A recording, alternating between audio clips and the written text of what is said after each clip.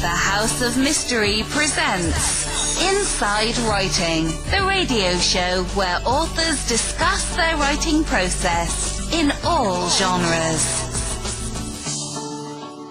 I first became interested in this. I'm old enough to have been up in London on the July the 20th, 1969, when they landed at 3:30 in the morning in London, and I was up, I was watching the television, those funny little black and white pictures and people jumping around. I looked out the window and waved at the moon. I don't suppose they could see me, but I thought I'd wave anyway. And for 25 years after that, I believed what I'd been told. I had no reason not to believe what I'd been told, that man had landed on the moon and returned safely to the Earth.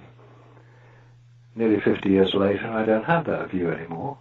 Man has not landed on the moon, and as a result, he didn't need to return safely to the Earth because he never left it. But we'll come to that in a minute, maybe. What started the whole process was, it was actually an American who was giving a lecture, I mentioned Glastonbury. In 1992, he was talking about something completely different, but he happened to mention, almost in passing, oh, those moon landing pictures, you know, they weren't taken on the moon. They're all fabricated here on Earth. I thought, what is he talking about? Complete nonsense. It's obviously been affected by something in America. I'll check it out. Now, I'd attended photographic college. I was trained as a photographer in London, because it was a very interesting profession, being a photographer in London in the 1960s. I was trained technically, how to develop film, how to use film, how to use studios, how to use cameras. I knew about film. I thought, well, I'll check out these pictures he's talking about. So I thought, well, where do I find them? Now, this is the early 1990s. We didn't have the internet in those days. So I had to go to an astronomy show to buy a set of photographs of the Apollo moon landings, which I did. And I started looking at them. And I thought, yeah, I can see what he means. He's saying that they don't appear to have been taken under the conditions we're told exist on the moon. They appear to have been taken under conditions which would be a studio setup or a controlled environment here on Earth. Yeah, I can see what he's talking about. And the more I looked at them, and the more I started examining how they were taken, they were using Hasselblad cameras, which are very, very good cameras. You can go out today and buy one. I'd used a Hasselblad camera. I know they're quite difficult to use. They're excellent. They have excellent lenses, so they produce very, very good pictures. I thought, well, if it's such a good camera, how did they use it to get such good pictures? And then I found that they didn't have a viewfinder in the camera. That's not a major problem, because you can take quite good photographs without a viewfinder, but you have to take lots and lots of pictures to make sure you get them pointing in generally the right direction. And I also understood about bracketing, which is taking the same picture, different exposures, to make sure you get the correct exposure. That hadn't been done. So the more I examined it, the more I realized that there were major problems here.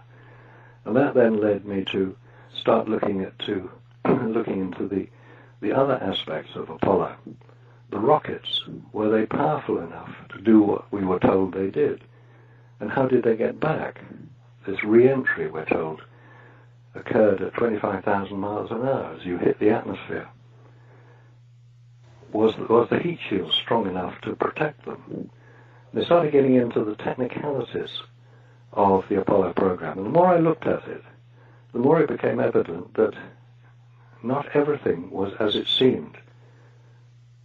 There appeared to be a major problem with getting men to the moon, and the major problem is basically the radiation which we know exists around Earth. Yes, Van Allen. Yeah, the Van Allen belts. Van Allen radiation belts. Anybody can check these out. They exist.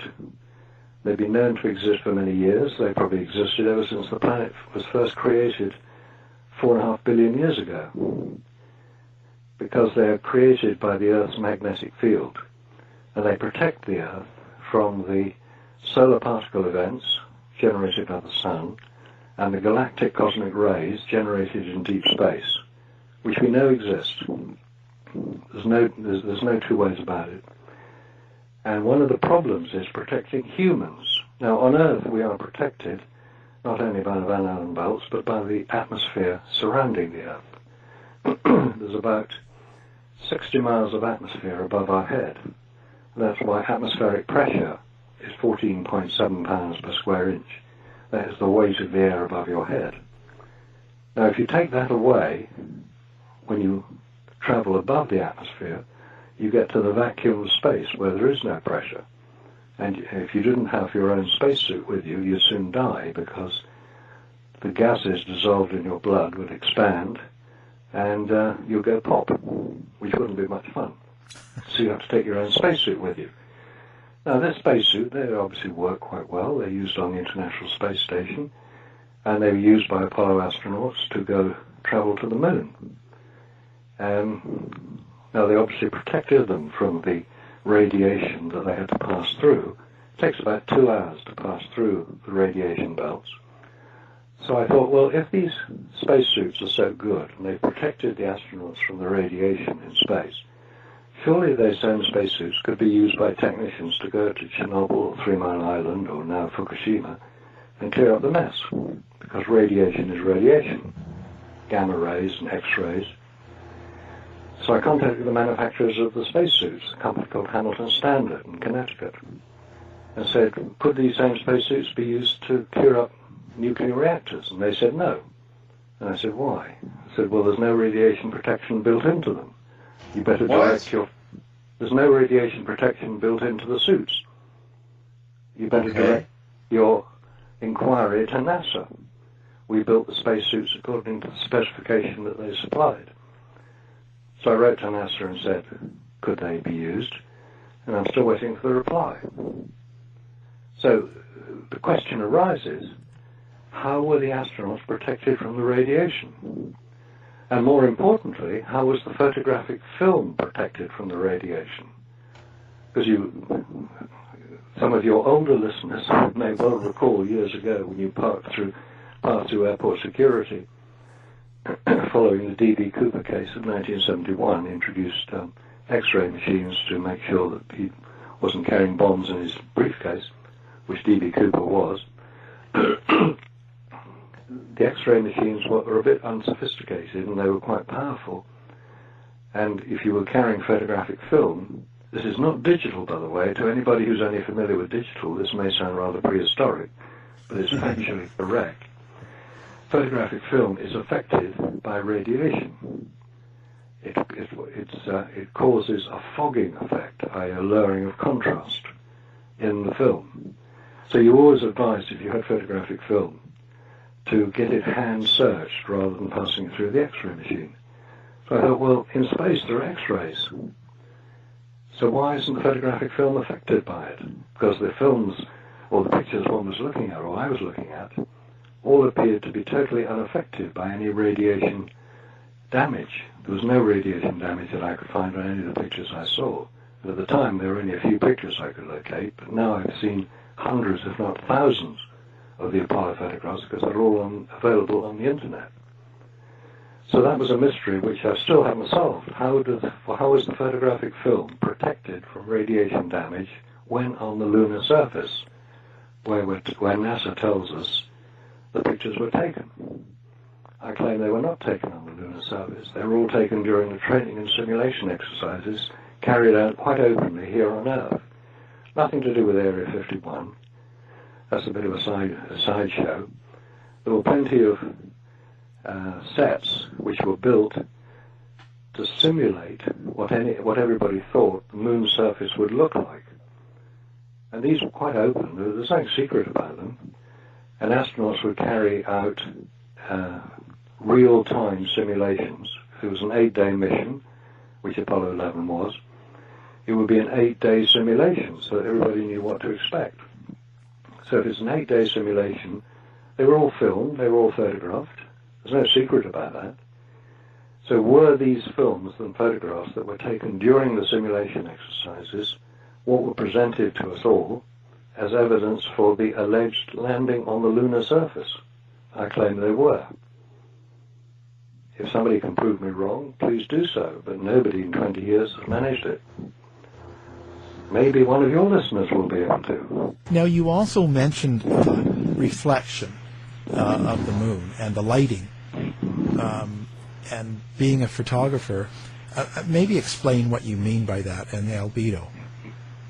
Okay, albedo means reflectivity, the amount of light reflected off any surface as a percentage of the amount of light falling onto the surface.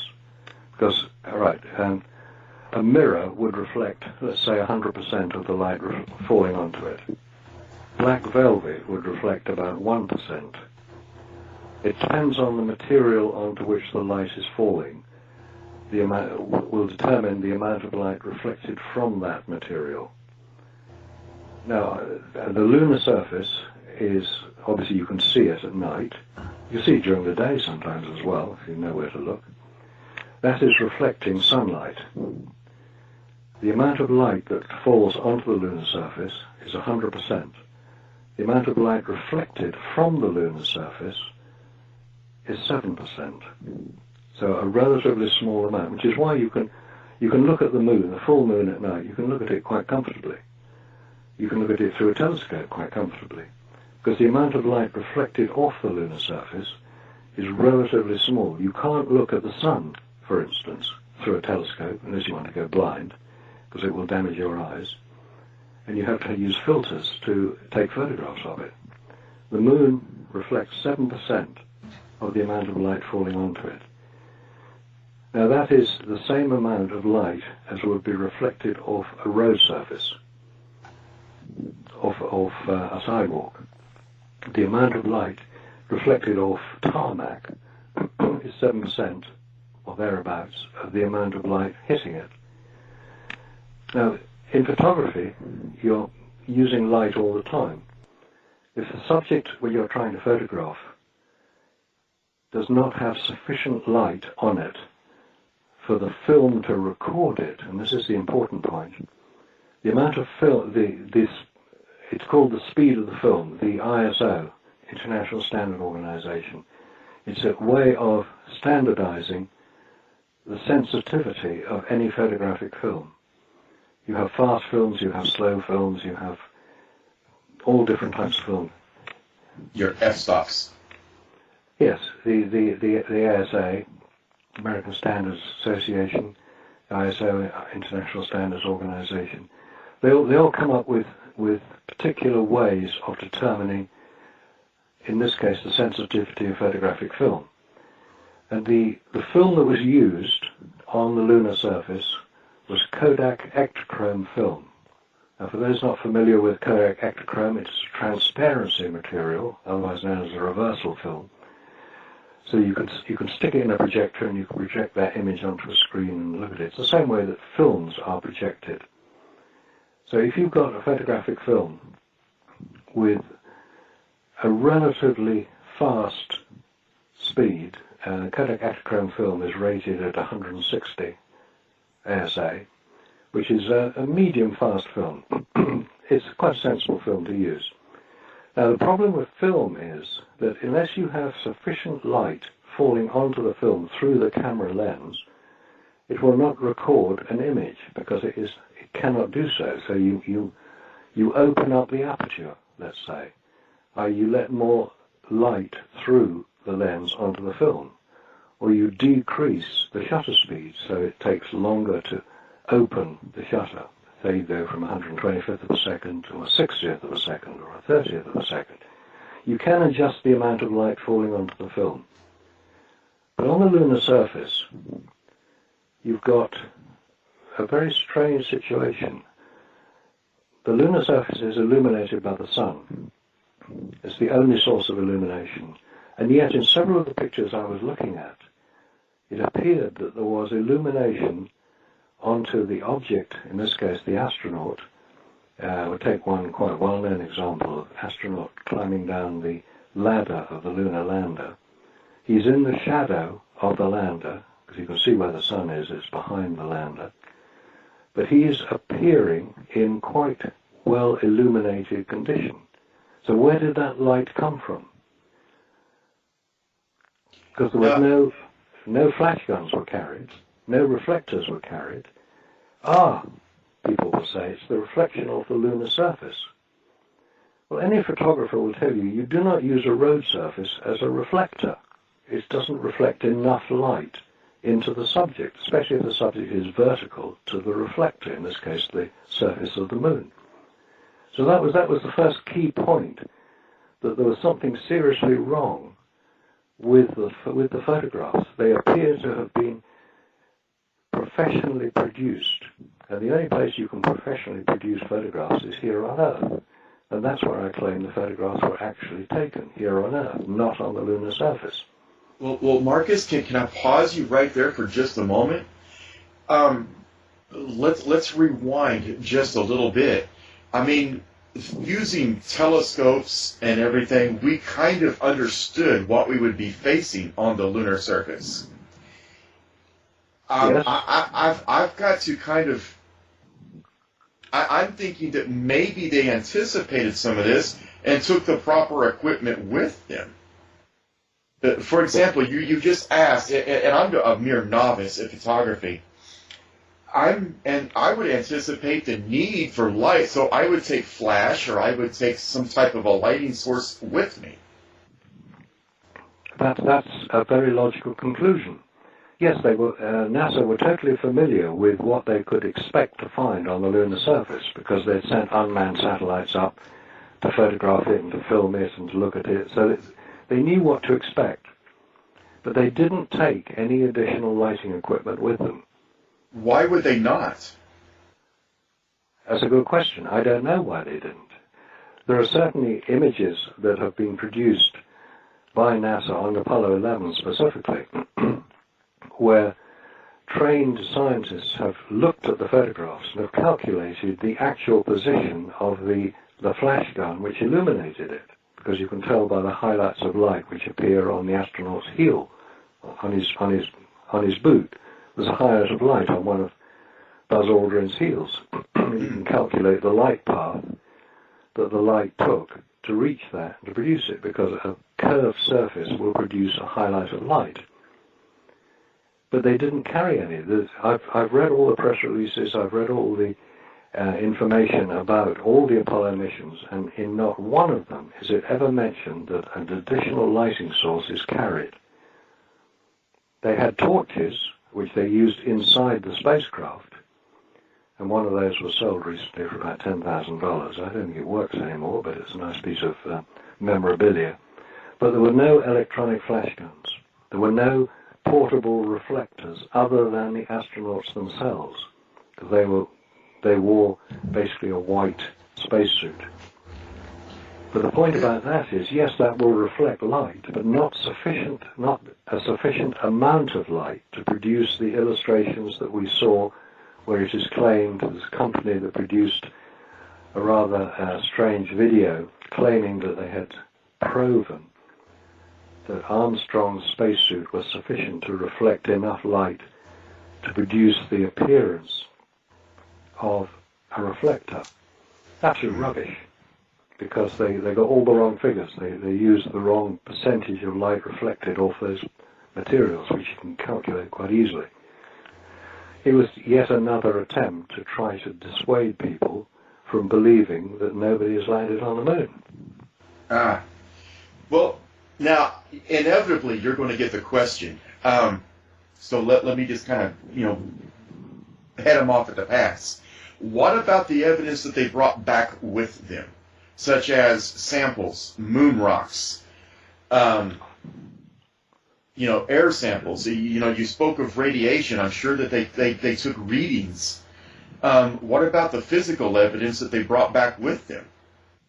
We're told they brought back through, was it, how many hundreds of kilos, 340 kilos of moon rock over the 6 missions that landed, because one of them didn't.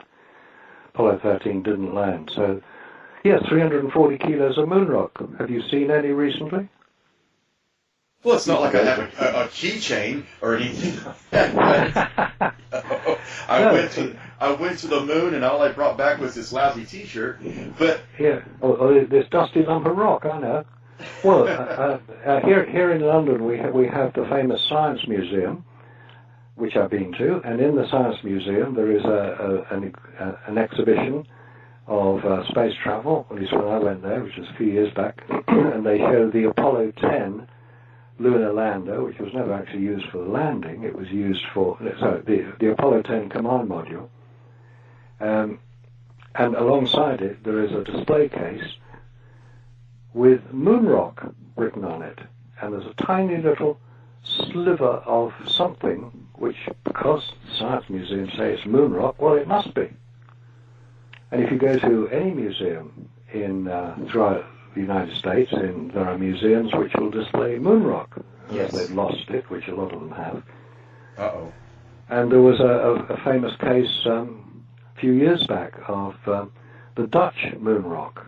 I'm sure that anybody familiar with the story will be aware of what I'm about to say now, is that it was displayed in the Rijksmuseum, which is the National Museum of Holland in Amsterdam. It's definitely worth a visit.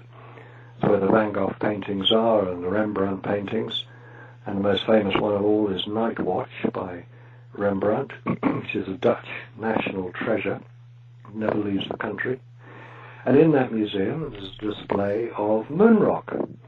Now, a few years ago, the Rijksmuseum was undergoing renovations, so they had to remove some of these displays. And one of the displays that was removed was the moon rock. So geologists in Holland decided to take the opportunity to examine this moon rock. It was petrified wood. No way. It was petrified wood, and if you want to check it out, just put Dutch moon rock into Google, you'll get the pictures of it. It's a thing about 2 or 3 inches across, black. It's hard to say it's petrified wood, but it was displayed as a piece of moon rock, presented to the Dutch Prime Minister in 1969 by Armstrong, Aldrin and Collins. So one would tend to believe that this was a piece of rock brought back from the moon. It wasn't. There's no petrified wood on the moon. Either somebody nicked it, someone nicked it and decided that they would put it on eBay because they get more money that way, or it was just fake in the first place. It was not a piece of moon rock. It was a piece of petrified wood. There is genuine moon rock here on Earth. It was recovered by the Russians with an unmanned craft, Lunar 1 and Lunar 2.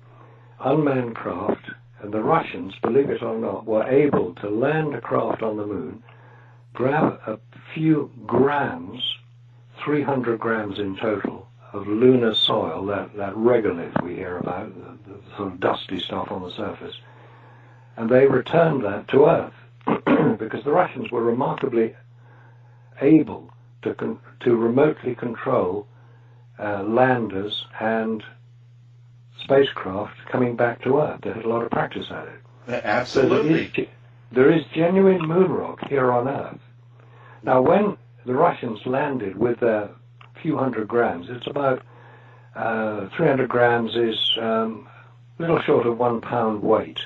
So there's not a great deal compared to the Americans, about 800 pounds. So you've got an imbalance here. Now, the Russians, contrary to what one may be reading about them now, I don't believe a word of it, are quite generous when they come to share their scientific achievement. And they were quite willing to exchange with NASA samples of the NASA moon rock, which they had allegedly recovered, and exchange it with the Russian samples. Would you believe NASA refused? They said, no, we will not do this. It took a lot of pressure, fairly high political level pressure, to get NASA, about 2 years later, to agree to exchange a few grams sample of their moon rock. So it's almost as if they had something to hide. Apollo 13 was launched on April the 11th, 1970. And we're told that it was halfway to the moon and an oxygen tank exploded and they had to get back to Earth, jury-rigging up their oxygen and carbon dioxide scrubbers so that they could survive the journey back, and they got back and they're big heroes and everything was hunky-dory, and Tom Hanks made a wonderful film about it. That's the story of Apollo 13. That's the official story of Apollo 13. But how many people are familiar with the fact that on April the 12th, which is 1 day after the launch of the Saturn V rocket carrying the 3 Apollo 13 astronauts, on April the 12th, a Russian submarine in the Bay of Biscay recovered an Apollo command capsule, which had fallen from the sky, according to the report. This is an Apollo command capsule. It was then transferred to a fishing boat, because the submarine couldn't really get it inside the submarine. The Russian submarine is a K-8, a November-class submarine. The Apollo command module was taken by this Russian fishing boat, which is in effect a spy ship. Remember the Pueblo? That's the American version of the same thing. A spy ship. Okay. The Russian fishing boat eventually reaches Murmansk, which is in northern Russia, next to Norway.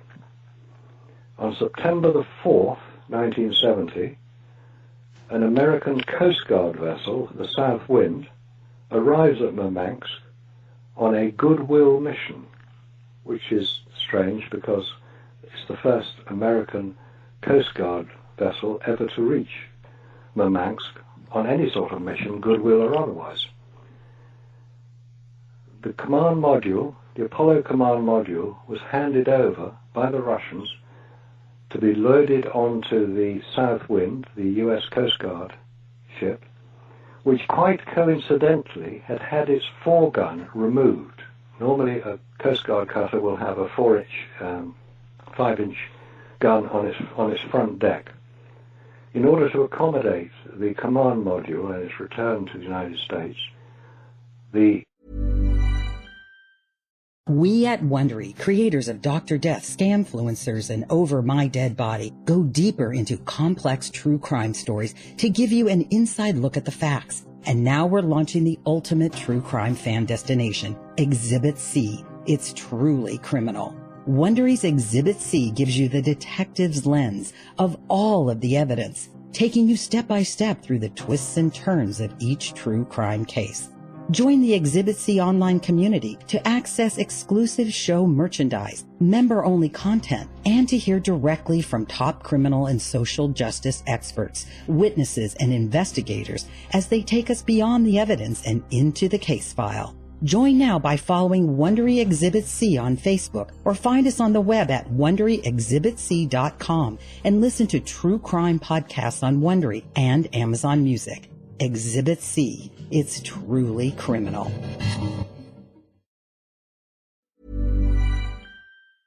Gun had been removed a few months prior to this particular mission. The command module was returned to America, and it's now exhibited as the Apollo 13 command module in a museum, I think in Kansas. It's a story that is not generally very well known, but it was announced and it was reported in, I think, the American Forces paper. It's called Stars and Stripes. It was reported in that in 1970. But it's a story that is generally not known. Now, if the day after the official launch of Apollo 13, an Apollo command module can be removed from the Atlantic Ocean by a Russian submarine, have we been told the real story of Apollo 13? It appears not. It appears that there is much more to this story than we have been led to believe, and it requires a great deal more investigation. Anybody wanting to look at this information in detail, the Owlis website carries a couple of very interesting articles from the Russian perspective, i.e. not an American story, this is a Russian story, recounting the research a couple of Russian investigators have done into finding out what actually happened in this strange event in 1970, the height of the Cold War, don't forget, the height of the space race. Why didn't the Russians blow the whistle on this early on? Good question. So that's the question that I'm normally asked when I put these events, when I do public presentations on this. Why didn't the Russians blow the whistle? Why would they blow the whistle? Now, we have to go back a little bit here to Yuri Gagarin and his famous circling of the Earth. The first man to orbit the Earth, Yuri Gagarin, prior to that happening, there had been obviously several attempts. You don't just do it the first time out, you practice. The Russians were practicing. There were two Italian brothers, they're actually, one of them still alive, who set out, because they could hear the Russian spacecraft when they passed over Italy on their way orbiting the Earth. They were launched from Baikonur, which is in Kazakhstan. They would pass over Italy on the way on their orbits. And they could hear them. They were keen ham radio operators. And they were listening in. Anyway, long story short, the Russians heard many accounts of cosmonauts who were in serious trouble in their spacecraft. Yes, I've heard some of that. There was a major article about this whole event in Reader's Digest back in the early 1960s, because it was no secret that these Italian brothers were listening into it, and they even got their sister to learn Russian so she could understand what it was they were saying. The point of the story is that it would have appeared there were many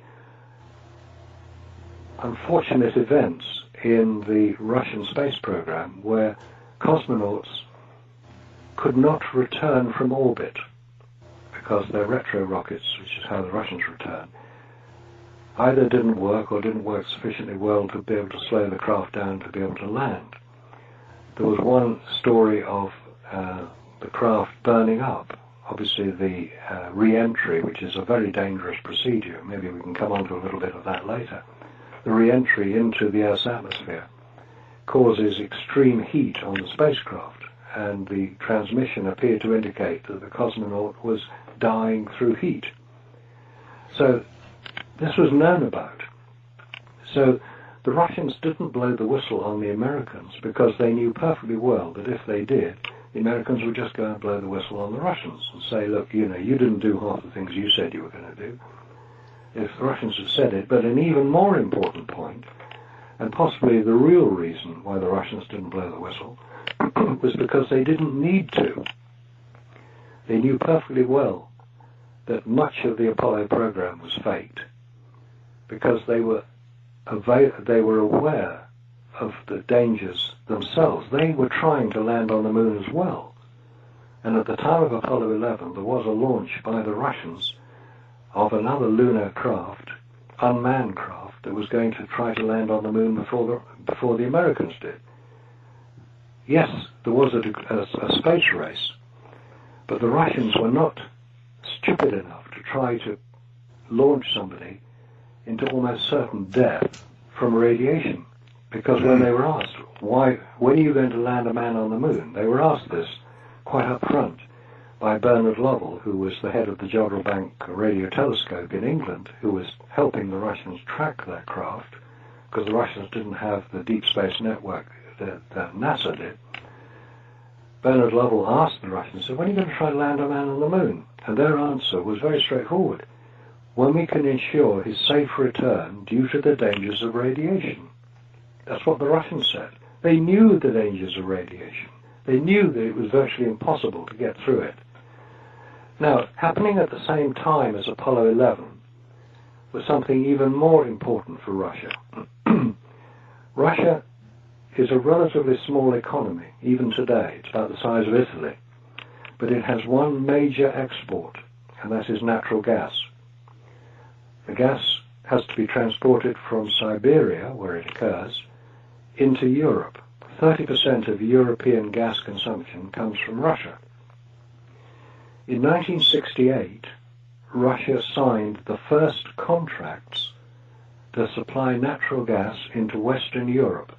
Or I should say, not the Russians, the Soviet Union at the time. In September 1968, they were negotiating with Hungary, Italy, and Austria for the supply of natural gas into Western Europe from the Soviet Union. Because so much depended on the supply of natural gas, i.e. their economy was dependent on the export of their natural resource of natural gas, they were not about to jeopardize this extremely important conference where these contracts would be signed, and they didn't. They had no need to do so. So far as they were concerned, space was a bit of a sideshow. The export and the supply of natural gas into Western Europe was far more important. That's why they didn't blow the whistle. Have we gone to the moon since then? Because we've had the space shuttles, we've had all these other missions, we've got probes crawling around on Mars now. I'm willing to accept it, Marcus, that maybe perhaps we did not land on the moon in '69, but how about since then? Well, there are indicators, unconfirmed indicators, that we have been on the moon ever since. This is the secret space program. Yes. This is the X-37B that we know exists. It's a smaller version of the space shuttle that goes on 9-month missions, or 18-month missions. That's long enough to get to Mars and back. What is this X-37B? NASA ain't telling us. What is the, is it the X-22? There are various other spacecraft which do exist. The X-37B, by the way, certainly does exist, and it has been on extremely long missions, but nobody knows what those missions are or where it's been to. It's possible that somebody has been to the moon, but if so, why are NASA spending so much time and effort putting together the Orion capsule, which was first flown in December 2014, and will next fly the end of next year on EM1, Exploration Mission 1, unmanned. That's 4 years after its first mission, and another 3 years to go after that before anybody gets inside it and flies it to the moon. That's the total time it took for Apollo to occur. Either there is something highly secret going on, which we'll call the secret space program, and this business with radiation has been solved and was solved years ago, and there are fleets of craft out in space. Maybe even Mars has been reached by humans. I think it's highly unlikely because I don't think humans can survive the journey. The radiation and the isolation, the weightlessness, the human frame, human body is not designed for a weightless environment. Oh, well, they do come back physically altered. They do, yes, and quite a lot of the damage is to do with the eyes. And the bones as well. And the bones, you get bone loss, severe bone loss, which is why when you see even astronauts coming back from the International Space Station, they can't stand up when they land. They have to be carried and put into chairs. And that's only after 6 months in space. So I think it's highly unlikely, A, that anybody has ever reached, any humans have ever reached Mars, except in fiction, and B, it's extremely unlikely they ever will, unless they do a major development of which we're not aware at the moment is occurring. As to whether they landed on the moon since then, I have seen no evidence to indicate that they have. Again, they would need to be able to overcome the dangers of radiation, because humans are extraordinarily innovative creatures, but they're also very delicate. We're designed to live here on planet Earth, under gravity and without radiation. You go to the moon, you take away gravity and you increase radiation, and as for the heat, there's so much of that, you've got to remove that as well. I haven't seen any information or any evidence that we have the ability to travel to the moon even today. We certainly didn't have it in 1969. What do you think the reasoning is behind them faking the actual moon landing? Was it to do with the Vietnam War? I've heard that story. That's part of it, yes. It was a distraction. Don't forget the My Lai massacre in the summer of 1968 in Vietnam. Was it Lieutenant Calley? Was basically there was a real unpleasant massacre of 500 civilians at a small hamlet called My Lai in Vietnam. Vietnam was getting extremely unpleasant. Americans were dying in their hundreds every day. It was on television. People were becoming extremely angry about the whole Vietnam War. We saw the protests we've had recently about some of the immigration protests, nothing to what was going on with the Vietnam War. Those were real heavy-duty protests. There was that going on. There was the economic problems that were occurring at the time. There was the Cold War with the Russians. It was necessary to introduce some form of distraction, if you like, a Disneyfication. I'm not saying Disney had anything to do with it, but he was the most likely character to have assisted NASA in their fantasy, which is basically what the moon landings were. They were a fantasy. Future land. Yes, because by being able to say, look, in 1968, December 1968, we had Apollo 10 that orbited the moon, we're told, and they recited from the book of Genesis, and it was all wonderful and exciting. And then we had Apollo 11 in July 1969, and things could be distracted. They were heroes. They were popular heroes, these people. They appeared on the cover of magazines. They were revered. Even today, Buzz Aldrin is revered. Nobody will ever challenge him. Nobody ever questions him. Oh no, he'll punch you out if you do. Well, only if I'm rude to him, and I'm not going to be rude. I'm not going to do what Bart Sibrel did and call him a coward and a liar, which is why he got punched. And to be fair to Bart, he has agreed that he went much too far, and he has apologized to Buzz Aldrin as a result. And I think there is a degree of truce between them. I would consider it an honor if Buzz punched me. Well, yes, maybe. I think it shows something. Why wouldn't he swear on the Bible that he'd walked on the lunar surface? That's all he was being asked to do. If you had walked on the lunar surface and you were of religious persuasion, he would say, "Give me the Bible. How many have you got? I'll swear as many as you like." He wouldn't do it. Neil Armstrong wouldn't do it, even when he was offered $5,000 for a charity of his choice. He wouldn't swear on the Bible he'd walked on the lunar surface. Why not? One Michael Collins, who didn't walk on the lunar surface, he was in the command module on Apollo 11, he went and punched the cameraman when he was filmed. A few of the astronauts have sworn on the famous Bible that was offered to them, but the general approach of astronauts is of people who are under extreme psychological pressure.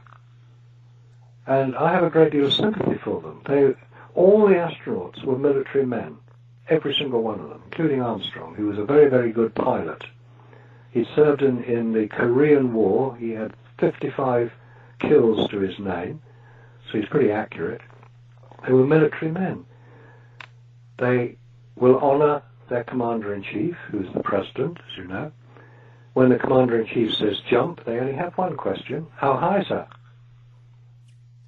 They will go to their graves, as Armstrong has already done. By the way, Armstrong was buried at sea off the coast of Florida in 2012. And they will go to their graves with whatever their conscience dictates they should take with them. They will not break ranks. There will be no deathbed confession. It's down to people like me and you and a few others, and an increasing number of others, who are questioning this whole Apollo scenario and are saying, it doesn't appear that it happened the way we were told. Why have we been lied to? Surely our government would not lie to us, would they? Surely NASA will tell us the truth. NASA, never a straight answer. But that brings to one other question then. From a lot of people, they'll go, well, there has to be hundreds of people involved in this conspiracy that would know about it, and why wouldn't it come out, or how do they keep it contained? Again, that's a very good point, and it's one that again is brought up many times if I make a presentation about this. 400,000 people worked for Apollo, or worked on the Apollo program during the 1960s, at the height of the program. Now, these were people who were employed by the many contracting companies, such as Boeing, Lockheed Martin, Grumman, we mentioned one, Hamilton Standard, the many, many companies. They were doing the very best job they could. They had bought into President John Kennedy's amazing speech, we will land a man on the moon before the decade is out and return him safely to the Earth. When Kennedy made that in May 1961, no American, except Alan Shepard, had even been into space, and Alan Shepard had only gone up and come down again. Nobody knew if they could do it. This was what's called a presidential challenge. We all know what happened to John Kennedy. He was killed just over 2.5 years later, and it became incumbent upon American industry to rally round to fulfill their martyred president's challenge. They were building the best rockets they could. All the people at Huntsville were building the very best rocket they could. They were under the direction of Werner von Braun, who was an acknowledged genius in the subject of rocket construction. Yep. They were doing... Sorry? I'm sorry, I was just commenting Project Paperclip. Should we not go there today? Not Yes, today. Project Paperclip, the importation from Europe of known Nazis, the paperclip being the piece of paper that was paperclipped to their application saying that they weren't such bad Nazis after all. We want them here because they know about rocketry. Yes, paperclip. So these 400,000 people, by the way, included the security staff, the gardeners, the cleaners, the doorkeepers, the cafeteria workers, all the people who are employed in any large major corporation to keep it running. Obviously there were scientists, there were engineers, there were technologists, there were people who were hands-on with making rockets, making landers, making control centers down at Houston, making spacesuits up at Connecticut. These were people who were doing the very best job they could. They had no need to know what... Are you seriously saying that the people at Boeing knew what the people in Connecticut were doing with the spacesuits? No, of course not. Were the people in California at Lockheed did they know what the people in Huntsville were doing? No, they didn't. It's a few hundred miles apart anyway. They were doing the best job they could. This was also a matter of national security. And when national security is involved in America, I understand that one of the things that is introduced is compartmentalization. You know enough to do your own job and no more, because you don't need to know. So the 400,000 people who were doing the very best job they could had no need to know about anything other than what they were doing. Maybe 30, 40, maybe 50 tops people would have had a knowledge that not everything was as good as we were being told. Maybe obviously the astronauts were involved. The senior staff at NASA would have been involved. At some point, probably before the fire in Apollo 1 in January 1967, before that, it was becoming obvious that getting to the moon was actually a very seriously difficult problem and was highly unlikely to be achieved within the next 3 years. So Plan B was put into effect. Plan B was the creation of the fantasy of landing on the moon by filming all the training and simulation exercises, because if nobody's been to the moon, who'll know the difference? And if the people involved, the film crews who were filming it, were NASA employees, they only needed to know that they were photographing the training exercises so the astronauts could be debriefed, say, don't put your foot there, you'll fall over, or do a little bit more there, that's better. Mm-hmm. That's all a debrief would be. They had no need to know that the film would be used for any other purpose. The photographic film that was used to produce the photographs, copies of which I bought over 20 years ago, and many of which are now on the internet and can be examined quite closely if you want to in high definition. The originals of those photographs, which are transparencies, are held in air-conditioned and controlled vaults at Houston. And nobody has ever seen them since they were put there. Despite what apologists for NASA will say, they're called PANs, by the way, pro-Apollo nutters, who will support NASA in spite of any evidence to the contrary. Nobody has seen these original photographs. And as for the telemetry on Apollo 11, that's all gone completely. Completely disappeared. Nobody knows where it is. Why not? This is one of the seminal events in American history, and the evidence for it has vanished. Well, what do you foresee for private industry? Because we have Virgin Mobile that is launching, orbital spacecraft, and what about private industry? That's more likely where we'll see the next major development. We have SpaceX and we have Blue Origin and we have Virgin. But at the moment, they're only going into low Earth orbit. None of them are even talking about going much further. I know that Elon Musk says he wants to go to Mars, but that's a brilliant way of promoting his company, because nobody's actually asked him how he's going to get there. Getting into low Earth orbit really isn't a problem, and coming back from low Earth orbit really isn't a problem. It's coming back from the moon that is the real problem. It's called re-entry. And you re-enter the Earth's atmosphere at the same speed that you leave. In other words, 25,000 miles an hour. The Orion craft, which was launched in December 2014, had a heat shield that almost failed. And it wasn't even coming back at the same speed from space as it would have if it was coming back from the moon. The heat shield has had to be completely redesigned and re-engineered. Because it didn't work. Why don't they just say, well, what do we use on Apollo? We use that. Wouldn't that be the simple answer? In fact, one interesting point about the connection with the space shuttle, if you look at the Orion capsule that was built and launched and returned to Earth in December 2014, the whole of the structure of the Orion capsule is covered in the space shuttle heat shield tiles, as well as the heat shield on the lower end, and the wide end carries the heat shield. Why was it necessary to put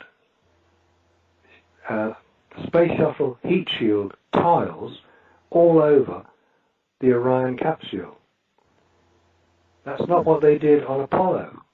Apollo was an aluminium craft with a heat shield on its base that appeared, that we're told, returned from lunar orbit or lunar landing, and it landed, and you can go and see the Apollo command modules today in museums, because the plasma gas that is generated by the heat shield reaches a temperature of 4,000 degrees Fahrenheit, which is far in excess of the melting point of aluminium, of which the craft is built. It would have melted the damn thing. This is why I say that the heat shield on the Apollo craft did not do what we're told it did. It did not protect the craft. They were chucked out the back of aircraft. That's been photographed. Yes.